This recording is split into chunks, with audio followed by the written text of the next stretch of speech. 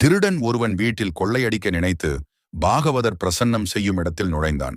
மறைந்திருந்து பிரசன்னத்தை கேட்டுக் கொண்டிருந்தான். பாகவதர் அச்சமயம் பாலகிருஷ்ணர் அணிந்திருந்த ஆபரணங்களை வர்ணித்துக் கொண்டிருந்தார். கிருஷ்ணரை பசுக்களுடன் அனுப்புவதற்கு முன் தாய் யசோதை அவருக்கு அணிவித்து மகிழ்ந்த நகைகளை பற்றி விவரித்தார். இக்கதைகளை கேட்டு பரவசம் அடைந்த திருடன் எப்படியாவது அப்பாலகனின் நகைகளை கொள்ளையடிக்க வேண்டும் என்று நினைத்தான். பிரசன்னம் முடிந்ததும் பாகவதரை பின்தொடர்ந்து வழிமறித்தான்.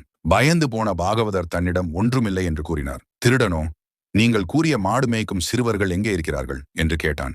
குழப்பம் அடைந்த பாகவதர் திருடனிடம், யமுனை நதிக்கரையில் உள்ள பிருந்தாவனத்தில் 2 பாலகர்கள் காலை வேளையில் வருவார்கள். ஒருவன் நீலவண்ணமாகவும் கையில் புல்லாங்குழலுடனும் மற்றவன் வெளுத்த நிறத்தில் பட்டாடைகளுடனும் இருப்பான்.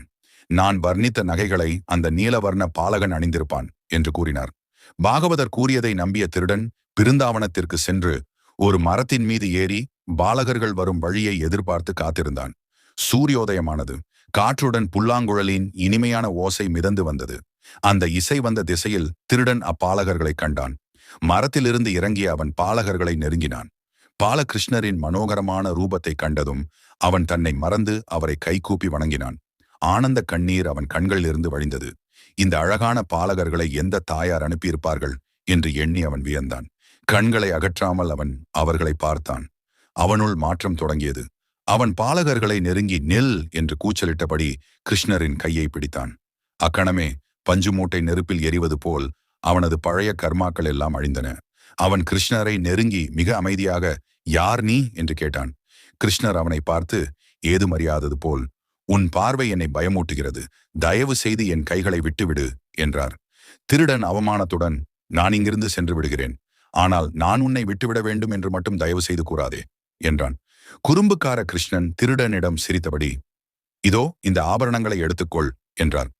குழப்பமடைந்த திருடன், அனைத்து ஆபரணங்களையும் நீ கொடுத்து விட்டால் உன் தாயார் உன்னை கோபித்துக் கொள்ள மாட்டாரா என்று கேட்டான். அதற்கு கிருஷ்ணர் புன்சிரிப்புடன், நீ அதை பற்றி கவலைப்படாதே, என்னிடம் அதிக அளவில் ஆபரணங்கள் இருக்கின்றன.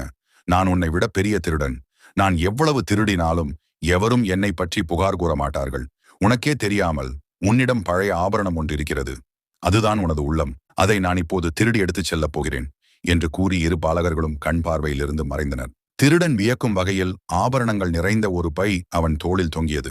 அதை பாகவதரின் வீட்டுக்கு எடுத்து வந்து அவன் நடந்த அனைத்தையும் விவரித்தான். அவர் திகைக்கும் வகையில் பாகவதத்தில் அவர் விவரித்தபடி கிருஷ்ணர் அணிந்திருந்த அத்தனை ஆபரணங்களும் அப்பையில் இருந்தன. ஆனந்த கண்ணீர் வடித்தபடி பாகவதர், ஒரு திருடனுக்கு நீங்கள் தரிசனம் அளித்தீர்கள், எனக்கு ஏன் நீங்கள் தரிசனம் தர மறுக்கிறீர்கள் என்று கேட்டார். கிருஷ்ணரின் பதிலை தெரிந்து கொள்ள கீழே உள்ள லிங்க் கிளிக் செய்யவும்.